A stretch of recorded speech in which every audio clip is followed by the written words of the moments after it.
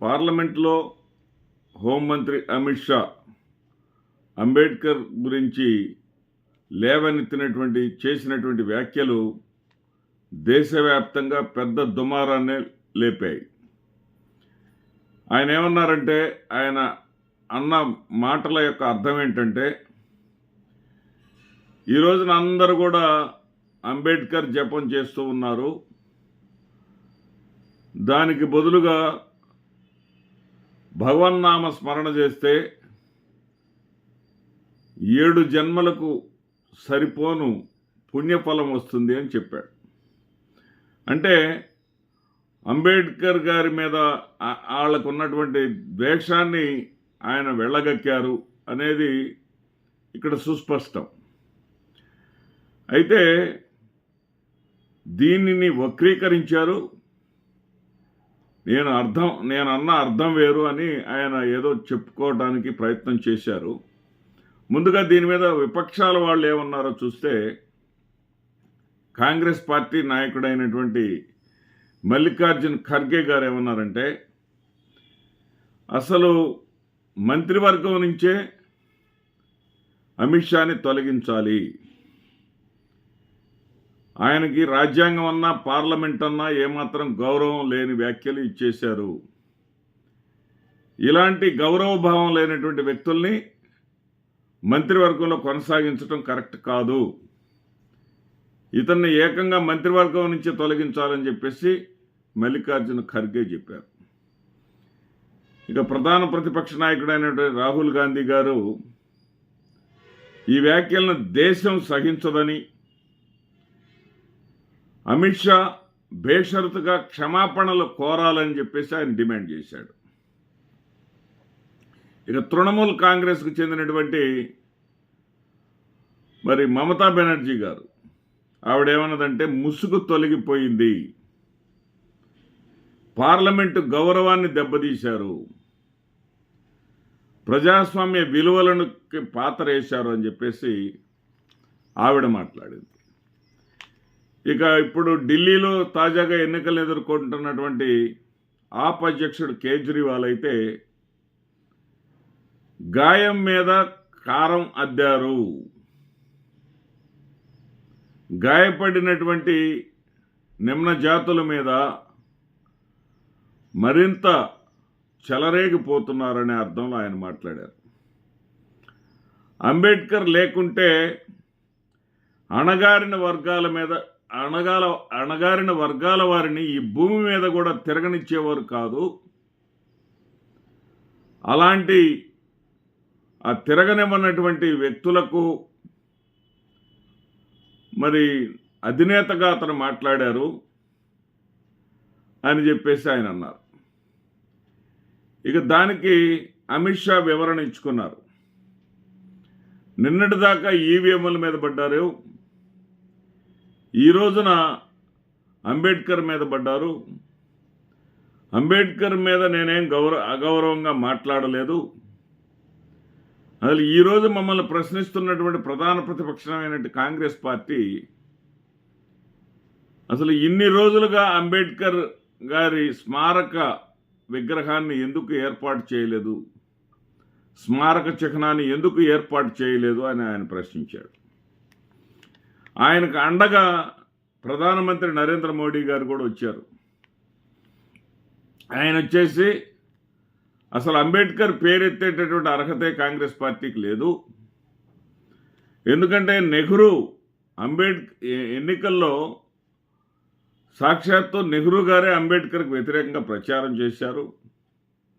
Congress party పరిపాలించినంతకాలం అంబేద్కర్కి Bharat Ratna ఇవ్వలేదు. కనీసం అంబేద్కర్ చిత్రపటాన్ని పార్లమెంట్లో కూడా పెట్టలేదు అని ఆయన విమర్శలు చేస్తూనే, ఆయన చివరి రోజుల్లో జీవించినటువంటి అలీపూర్ రోడ్ నంబర్ 26ని మేము ఆయనకు గుర్తుగానే, ఆయన మీద గౌరవంగానే బ్రహ్మాండంగా అభివృద్ధి పరిచాం. అదే సందర్భంలో ఆయనకు అత్యంత ఇష్టమైనటువంటి పంచతీర్థం ప్రాంతాన్ని కూడా అభివృద్ధి చేశాం. ఆయన పట్ల మాకున్నటువంటి గౌరవం సంపూర్ణం అంటూ సమర్థించుకునేటటువంటి ప్రయత్నం చేశారు. ఏది ఏమైనా సరే అంబేద్కర్ నామాన్ని రాజకీయ ప్రయోజనాల కోసమే వాడుకుంటున్నారు. అంబేద్కర్ గారిని ఈ యొక్క భారతీయ జనతా పార్టీ నాయకులు చెప్పినటువంటి వివరణ కానీ చూస్తే ఆయన కేవలం ఎస్సీ ఎస్టీ వర్గాల ప్రతినిధిగానే ఆయనకున్నటువంటి విశ్వమానవుడు అనేటటువంటి పరిస్థితి నుంచి ఆయనని దిగజారుస్తున్నారు అని చెప్పక తప్పనటువంటి పరిస్థితి. ఇక్కడ విచిత్రమైనటువంటి వైచిత్రం ఏంటంటే ఆంధ్రప్రదేశ్ రాష్ట్రంలో రెండు ప్రధాన పార్టీలు ఉన్నాయి. తెలుగుదేశం పార్టీ అధికారంలో ఉంది, వైఎస్ఆర్ కాంగ్రెస్ పార్టీ అధికారాన్ని కోల్పోయింది. ఈ ఇద్దరు ఇంతవరకు దీని మీద వ్యాఖ్యానించినటువంటి దాఖలాలు లేవు.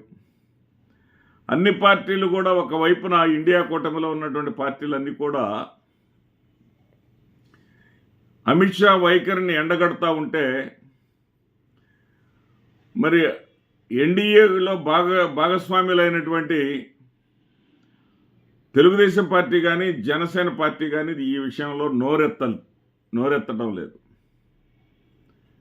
అంటే వీళ్ళు అమిత్ షాని సమర్థిస్తున్నట్లా, వ్యతిరేకిస్తున్నట్లా, అంబేద్కర్ని గౌరవపరుస్తున్నట్లా, అవమానిస్తున్నట్లా, ఏ విషయాన్ని చెప్పకుండా మౌనాన్ని పాటిస్తూ ఉన్నారు. ఇక వైఎస్ఆర్ కాంగ్రెస్ పార్టీ మామూలుగా తెలుగుదేశం పార్టీ ఘనంగా చెప్పుకునేది. ఎందుకంటే ఆ పార్టీకి చెందినటువంటి నాయకులే చాలా స్పష్టంగా చెప్పారు, కొండ మీద అమ్మవారు, కొండ కింద కమ్మవారు అని. దాన్ని బ్రేక్ చేస్తూ జగన్మోహన్ రెడ్డి గారు కొండ కింద ఒక కులం కాదు, విశ్వమానవుడైనటువంటి అంబేద్కర్ ఉన్నారు అని చెప్పేసి ఈ ప్రపంచంలోనే అతి పెద్దదైనటువంటి అంబేద్కర్ విగ్రహాన్ని అక్కడ ప్రతిష్ఠించడం జరిగింది. ఆ విగ్రహాన్ని అక్కడ ప్రతిష్ఠించిన దానికి నెగటివ్ ఫలితం రావటాన్ని కూడా మనం చూసాం. ఎందుకంటే ఏదైతే ఒక ద్వేషపూరితమైనటువంటి ప్రచారం సాగుతుందో ఆ ద్వేషపూరితమైనటువంటి ప్రచారం యొక్క ఫలితం చాలా దారుణంగా ఉంటుంది అనే విధంగా చేదు అనుభవాన్ని చవిచూసింది వైఎస్ఆర్ కాంగ్రెస్ పార్టీ. గుంటూరు, కృష్ణా జిల్లాల్లో ఒక్క సీటు కూడా గెలవకుండా మరి ఆ స్థాయిలో నష్టపోయినటువంటి వైఎస్ఆర్ కాంగ్రెస్ పార్టీ ఈ రోజున భారతీయ జనతా పార్టీ వచ్చి కూటమిలో చేరినందువల్ల భారతీయ జనతా పార్టీతో కలిసి కూటమి పార్టీల అన్నీ కూడా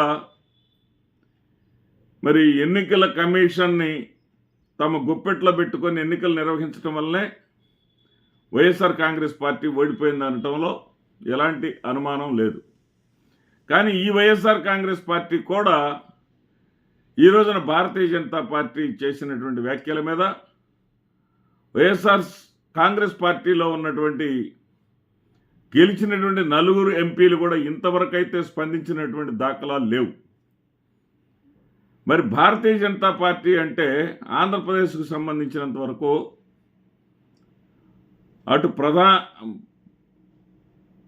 ప్రతిపక్షం కానీ అధికార పక్షాలు కానీ ఎందుకు ఈ స్థాయిలో భయపడతా ఉన్నాయి అంటే అమిత్ షా, నరేంద్ర మోడీల గుప్పెట్లలో ఆంధ్రప్రదేశ్ రాష్ట్ర రాజకీయ పార్టీలు ఉన్నాయా, వాళ్ళకు వ్యతిరేకంగా మాట్లాడలేనటువంటి స్థితికి ఇవి చేరాయా, ప్రతిదానికి చంద్రబాబును వెనకేసుకుంటూ వచ్చేటటువంటి షర్మిల కూడా ఇంతవరకు అంబేద్కర్ మీద భారతీయ జనతా పార్టీ నాయకులు చేసినటువంటి వ్యాఖ్యల మీద ఇంతవరకు స్పందించినటువంటి దాఖలాలు లేవు.